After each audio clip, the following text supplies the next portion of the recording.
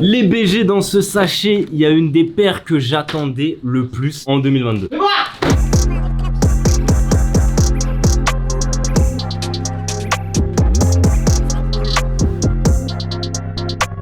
En vrai, si c'est toi qui es ouf, je suppose que c'est un produit mousse. C'est un produit Monroe aussi. Ah. Très très Monroe. Ah bon? Et on en a déjà parlé sur Camino. On les a attendus.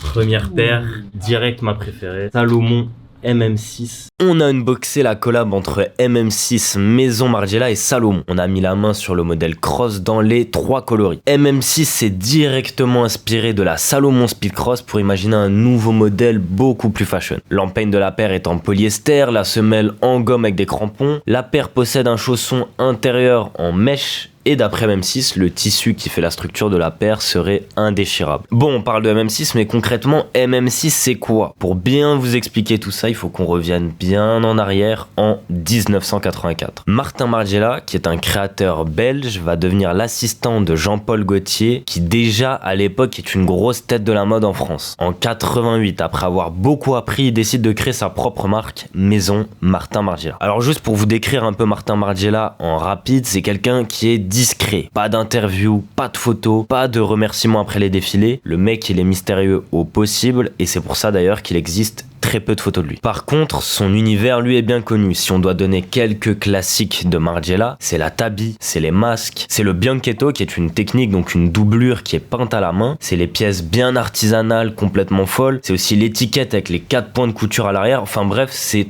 tout un univers. Un univers que Margiela a retranscrit aussi dans la gamme MM6, qui est une ligne plus accessible de Margiela et qui existe depuis 1997. Entre-temps, Martin Margiela a complètement quitté le monde de la mode en 2008 et que ce soit Margiela ou MM6, les choses ont vraiment bien changé et la marque s'est ouverte. Aujourd'hui, la gamme MM6 a su bien se développer et enchaîner les collabs sur les dernières années, que ce soit avec TNF, Reebok ou Salomon avec cette fameuse collab. Ouais, on dirait t'es pas content, t'attendais la paire de fou furieux. On dirait là t'es pas convaincu là. D'ailleurs t'es un menteur parce que la dernière fois t'as fait ton top de l'année, t'as pas mis cette paire frérot. Ah. Comment ça? Ta paire préférée de l'année c'était la Oka, alors que ça c'est sorti en 2022. Ça reste la Oka les refs. Je pouvais pas savoir que la Oka allait arriver, elle allait m'avoir comme ça. Cette paire, je me souviens dans le contenu, t'as parlé de prix, je disais je l'achète si elle est en dessous d'un prix. Bon, t'as pas dit en dessous de 300 ou 350 Je crois. Et le prix Au final, elle est bien en dessous de 300 €, elle a 295 €, ce qui est... Ah ouais. Alors là ouais, là vraiment juste en dessous là. On est vraiment à ça. Attends, bon, pourquoi celle-ci elle a un sachet, celle-ci aussi, et là on a une boîte. Ce qui se passe c'est que après le magnifique unboxing de Monroe avec son téléphone Samsung, on a vu que la paire elle était sortie, on a demandé à Margiela, ils ont envoyé une paire pour Mousse et 2 paires sans. Mais la mauvaise nouvelle c'est qu'elle est pas à ta taille. On va voir qui va être l'heureux élu. Ah, elle est belle, putain, celle-là, elle est belle. Franchement, Ouais, pas mal. ah, Ouais, ça, c'est c'est intéressant. Ça, c'est chaud, ça. Je trouve ça dark qu'on ait les samples les refs. Mais je vois pas, moi, là pour l'instant, la différence entre les samples et les modèles de base, là, si. C'est peut-être un sample final, en gros, ancien. Il y a des samples qui sont très proches de ce qui se passe en fin de production, donc... Là, il n'y a pas écrit Salomon, je crois, tout simplement. Ah, ok. Il y a 3 coloris sur celle-là. Du coup, il y a aussi une version high qui est plus chère, que je trouve moins bien perso, qui est à 340 €. Et on a un coloris comme ça, et un coloris noir et blanc. Je pense, toi, c'est le noir et blanc que tu préfères. En vrai, j'en porterai aucune. Ce coloris là, j'aime beaucoup, mais je peux pas porter parce que c'est trop fluo pour moi. Et là, ce que j'aime pas, c'est le bicolore en fait. Si ça avait été, tu vois, genre la semelle blanche, je t'aurais dit ah ouais, ok. Mais là, le fait que le bloc à l'arrière il soit blanc et que le reste ce soit full black, ça me dérange un peu. La théorie, c'est que le talon, ils l'ont fait bicolore pour, justement pour ce côté un peu mode, hein, comme si c'était une paire de talons un peu, tu vois. Ouais. Parce que c'est vrai que des Salomon comme ça, il y en a pas en fait. Et fallait qu'il y ait une collab pour qu'on ait ce genre de produit. Et du coup, c'est un tout nouveau modèle aussi. C'est retravaillé de modèle Salomon, mais ça reste une nouvelle shape. Pour moi, ce produit là, on en avait parlé un peu, mais il aurait pu être fait par Pyrmos. C'est trop une paire avec l'ADN de Curbito. Et elle me fait penser aussi à, je sais pas pourquoi, à la Air Max VW. J'allais grave dire ça depuis tout à l'heure, je me demandais si vous alliez le dire, mais quand il a sorti la paire et que j'ai vu la ligne, j'ai pensé direct à la BW. Je sais pas si c'est une inspi BW. En tout cas, je trouve la paire moche à part ça. Non, regarde, là elle est mal habillée, mais là comme ça quand c'est resserré en haut, tout ça, je trouve ça tue frérot. Je sais pas. Moi, ce qui me dérange, c'est pas forcément cette partie-là, c'est le fait que ça remonte un petit peu. Le bout est un peu pointu et ça remonte un petit peu. Là, c'est vraiment un beau produit. Et en vrai, la gamme MM6, elle est intéressante. J'ai l'impression que le peu de fois où je croise des gens avec des pièces Margiela, c'est des pièces MM6, tu vois. Genre qui peuvent acheter un peu sur Zalando, tout ça. genre des hoodies où il y a un peu marqué Margiela 6 ou des trucs comme ça. Et c'est pas forcément des pièces de ouf. Et juste avant l'unboxing, on parlait d'une collaboration avec The North Face que je trouve exceptionnelle et j'ai acheté une pièce. En gros, ils ont retravaillé la polaire de base de The North Face qu'on trouve en forme de cercle. Et la pièce, elle est trop chaude. Il restait qu'une seule taille, c'est une taille M. C'est chelou, mais franchement, je trouve ça cool de ouf. En fait, j'ai l'impression que la forme est reprise directement des sacs. La forme de la pièce fait que ça a l'air grave compliqué à porter. Là, c'était obligé de mettre ça avec, je sais pas, un t-shirt et des trucs pas trop longs non plus, parce qu'il faut vraiment mettre la pièce en valeur. Là. La pièce, elle coûte quand même 350 €. C'est-à-dire, je vais m'empresser de la renvoyer. Mais je trouve qu'elle valait le coup d'être vue. Parce que j'avoue que, en fait, quand les marques arrivent à retravailler des pièces comme ça, là, on est vraiment sur de la création, tu vois. Toutes les polaires qu'on voit, elles se ressemblent un peu. Là, j'aime bien. Je trouve c'est osé, c'est cher. Et c'est ce que tu payes quand tu payes 350 €. Et je trouve ça trop chou. J'aime trop Margiela quand ils font ça. En fait, leur force aussi, c'est des fois de pousser des trucs à l'extrême et de faire des trucs la plupart du temps qui n'ont aucun sens, mais qui sont quand même stylés, tu vois. Genre, il y a des chaussures où ils reproduisent des effets de marbre, des effets de pierre, des trucs et des fois c'est moche et comme des fois c'est grave beau, tu vois. Moi j'ai vu la doudoune, j'ai vu une des doudounes. C'est ouf parce que en fait la force des collabs MM6 je trouve, c'est que ça laisse personne indifférent. Et moi qui est pas forcément fan de la marque, je suis passé dans la rue et j'ai croisé la personne avec et je me suis dit mais en fait c'est trop chaud, tu peux rien dire, c'est vraiment, ils font un taf de fou et je trouve que là sur ça ils l'ont bien fait aussi, tu vois. Et tu vas croiser personne avec. Mais le prix, faut être prêt, tu vois. Parce que là, il y a quand même 350 € dans la veste. Tu vas peut-être mettre un manteau dessus, tu vois. Et il y a la paire qui est aussi à 300 balles. Ça veut dire, je pense que tu peux avoir, si t'as une pièce Margiela dans ton outfit, c'est bien déjà, tu vois. Il y a un truc que je trouve grave intéressant avec MM6, c'est que, tu vois, par exemple, quand tu regardes les produits Margiela, il y a un certain héritage. Il y a une certaine histoire de la marque, il y a des codes à respecter, etc. Et j'ai l'impression qu'avec MM6, ils ont réussi à s'affranchir de tout ça. Et ça laisse vraiment une liberté de ouf aux créateurs.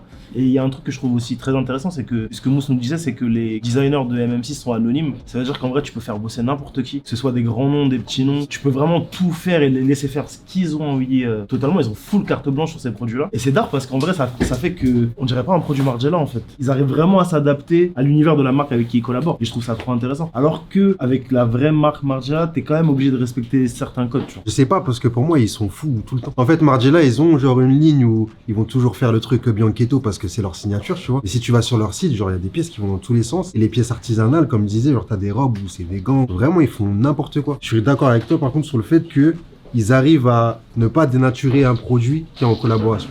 Ils arrivent à vraiment garder l'ADN. Genre en vrai, les pièces qui sont sorties là, si on dit c'est genre un label Purple de The North Face qui fait des produits un peu spéciaux, sans le Margiela, t'y crois, tu vois. C'est ça qui est dingue. Et tu vois, ce truc d'anonymat, je trouve que c'est une force comme une faiblesse. Tu vois, là en ce moment, il y a une discussion autour de Lacoste, le fait que genre ils enlèvent Louis Trotter en DA. Bah, il y en a qui se disent, ouais, ils ont un délire un peu perso de plus vouloir mettre de nom à l'affiche et de faire travailler un studio et qu'il y a plein de mains qui travaillent genre sur l'entité entière Lacoste, tu vois. Moi, je trouve que c'est bien parce que genre ça fait que au centre, c'est vraiment Lacoste. Parce que des fois, t'as des DA, genre quand mon gars sûr, là, il est passé de Dior à Céline, bah Céline, ça devient un peu ce que Dior c'était quand il y avait Eddie Slimane là-bas, tu vois. Et au final, est-ce que le plus important c'était Eddie Slimane ou est-ce que c'était les marques dans lesquelles il a travaillé, tu vois. Du coup, là, je trouve que c'est bien aussi d'avoir un carcan où genre on est sûr que c'est, vas-y, c'est Margiela, c'est MM6, et on sait pas trop qui est dedans, mais vas-y, il faut respecter les codes MM6. Moi, j'aime bien, tu vois. Donc, ça dépend de la situation, mais je trouve que ça peut être un avantage comme un inconvénient. Du coup, Martin Margiela, le créateur de Margiela, c'était un anonyme, il voulait pas être connu. Et même, moi je trouve pour le créateur, c'est d'art. Sa marque est ultra connue dans le monde entier. Il y a très peu de gens qui savent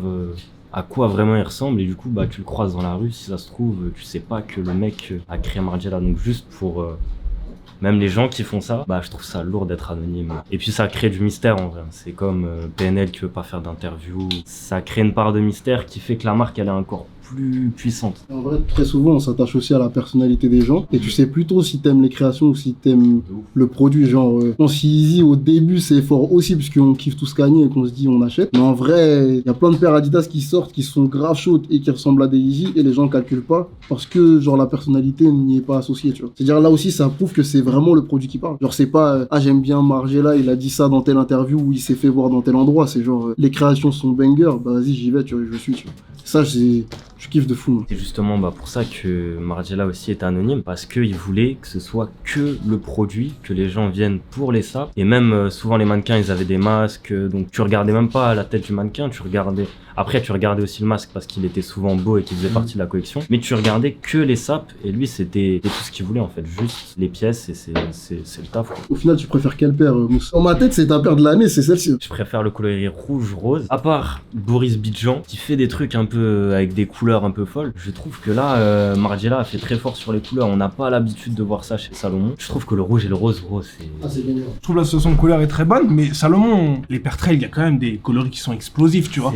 C'est juste que là, effectivement, j'ai l'impression que le mélange couleur est très fashion. Et c'est peut-être pas ce que va chercher Salomon quand ils font des coloris. Et eux, c'est des coloris, ouais, que tu vas voir pour aller à la montagne. C'est coloris Raf Simons, on le dit à chaque fois, mais Raf Simons sur les coloris de quand il a fait la collab avec Adidas, bicolore, tout ça, je trouve qu'il a ramené grave un truc. Genre là, si tu me dis c'est Raf Simons Salomon, gros, je peux y croire. Pour revenir à ce que tu disais sur les designers tout à l'heure, je crois que c'est un des points pourquoi j'aime pas vraiment Kim Jones. Parce que j'ai l'impression qu'ils l'ont vraiment signé pour genre son carnet d'adresses et les gens qui connaissent et qui peut ramener en collab, tu vois. Depuis qu'il est arrivé, il a fait des collabs avec tout le monde et j'ai pas vraiment vu sa patte, même si il a fait un sac qui est banger, il a repris la Converse, il en a fait la B23 qui est d'art. Mais aujourd'hui, les gens, ils veulent vraiment avoir un designer qui est fort et le mettre en avant, et en vrai, il délaisse les équipes de design qui sont autour, qui font autant, voire plus de taf que lui, tu vois. Mais il y a un truc qui est trop bien, c'est que ça permet aussi à ces mecs-là de créer leur studio ou leur marque. Après, ouais, Tu vois, je pense que la meuf de Lacoste, enfin j'espère que la prochaine fois qu'on l'entendra, ce sera aussi genre autour de son entité à elle, tu vois, avec la création de ses produits. Du coup, c'est peut-être une bonne chose pour eux aussi. Et quand tu dois remplacer un Virgil et que t'es chez Louis V, est-ce que la meilleure chose à faire, c'est pas d'avoir 60 cerveaux à la place d'un seul cerveau? On avait l'impression qu'il y avait déjà plusieurs cerveaux dans Virgil, tu vois. Donc c'est peut-être ce qui va t'arranger le mieux pendant, je sais pas, 5 ans, 10 ans, avant de retrouver quelqu'un qui vaut peut-être la peine de recommencer un cercle, tu vois. Je crois que c'est ma pointure.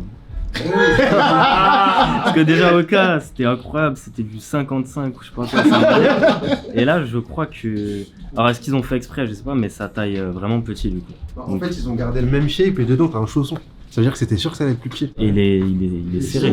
Donc c'est pour le maintien en fait. Parce que c'est vrai que je me demandais comment tu rentres dans cette paire avec, tu sais, ça qui va un peu dans tous les sens. Et en fait, ouais, t'as le chausson qui maintient de ouf ton pied. Je pensais que vous alliez parler de la Vivienne Asics. C'est le délire chaussette que tu peux resserrer aussi. Vivienne Asics, c'est ouais, bête de paire et ça reprend ce délire-là. C'est un vrai rappel, hein, dans le délire collab avec une entité haut de gamme, c'était d'art. Là, sur le produit, ce qui me fait penser vraiment à une collab, parce que je me demandais, ouais, est-ce que Salomon aurait pas pu sortir un produit comme As tout seul? J'ai l'impression que le tissu, genre du haut de la paire, il est distingué de fou par rapport au reste qui est très matériel, un peu technique, plastique, tout ça. Et à la rupture, t'as la bande thermocollée et t'as quand même un tissu qui est très très brut en vrai. Très, tu le touches au toucher, c'est spécial, c'est on dirait de la tapisserie en fait, tu vois. Ouais, c'est un ripstop qui est très dur, donc j'ai pas l'impression de voir Salomon bosser ce genre de matériel là de manière générale. Du coup là, c'est là où j'ai l'impression aussi de voir un petit peu M6 quoi. Et je trouve ça cool. C'est une matière que tu peux retrouver sur une veste, je pense que tu peux retrouver ce genre de matière sur une veste un peu déperlante, tu vois. Genre du ripstop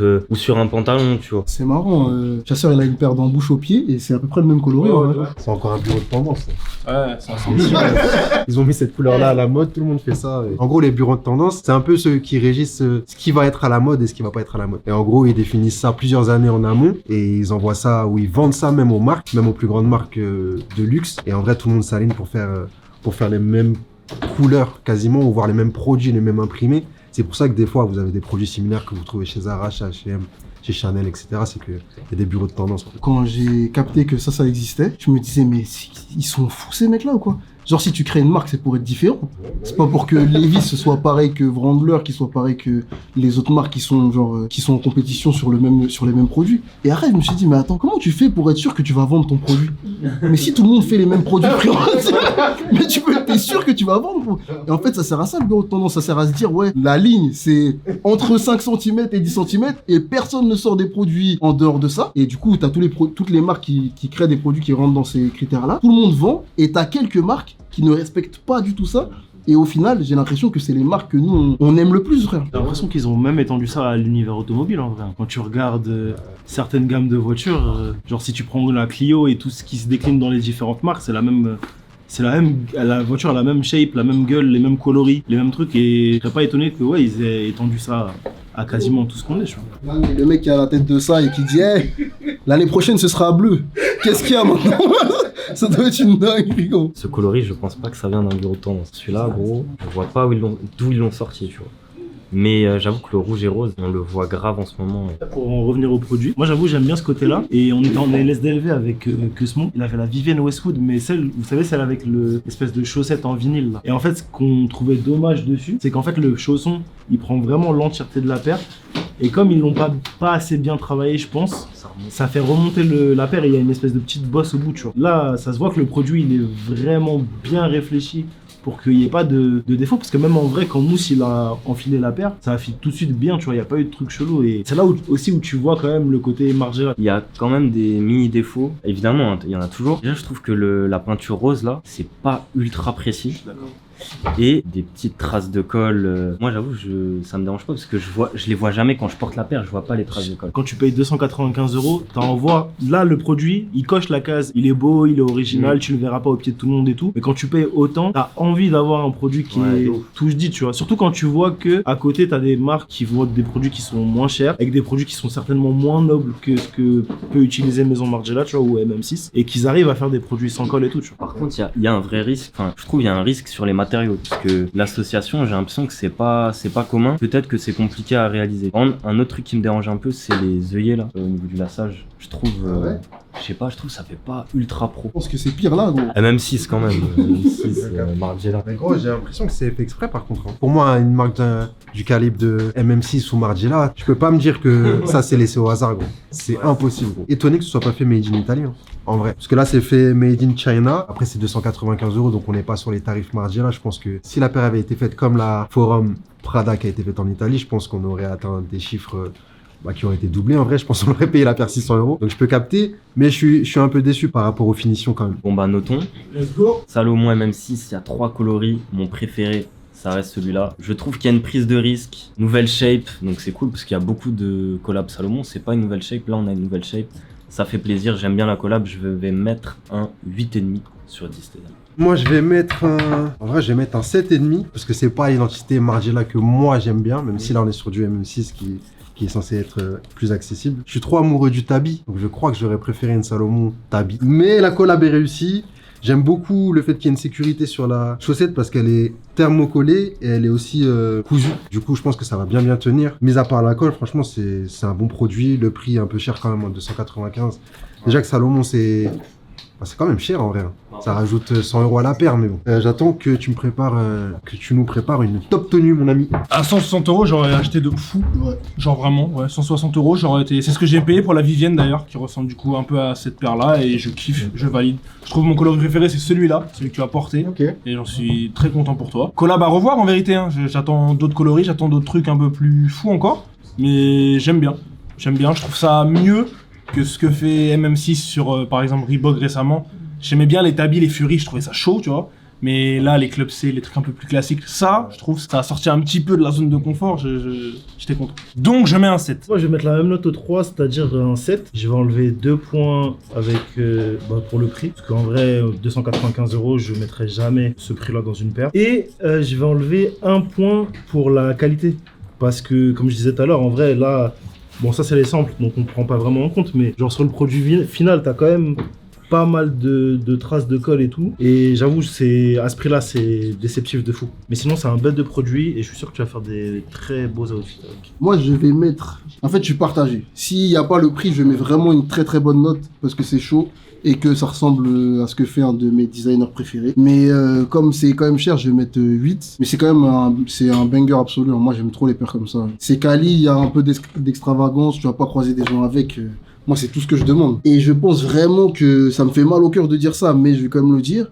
Je pense que les marques qui profitent le plus du fait que Nike soit éclaté au sol en relation client, sortir des produits pas quali, augmenter les prix, communiquer bizarrement, tout ça, les marques qui profitent le plus de ça, c'est New Balance et la deuxième marque, c'est Salomon. Moi, genre, ces deux marques, elles sont là, on n'attend rien d'elles, elles sortent des bangers.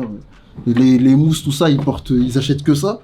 Ils achètent même plus de Nike, et pour moi c'est vraiment à ces marques là qu'il faut faire attention, tu vois. Et c'est aussi les marques que je vais attendre cette année, voir si elles vont proposer des trucs cool, voir si elles vont penser à nous sortir des produits comme ça aux alentours de 160 €, tu vois. Donc c'est ça que j'attends. Mais sinon c'est vraiment, en vrai c'est vraiment très chaud. Si ça tombe en solde, vraiment je clique. Et ça, c'est ce coloris, c'est banger. Tu nous as ramené un beau produit, je me demande avec quoi tu vas.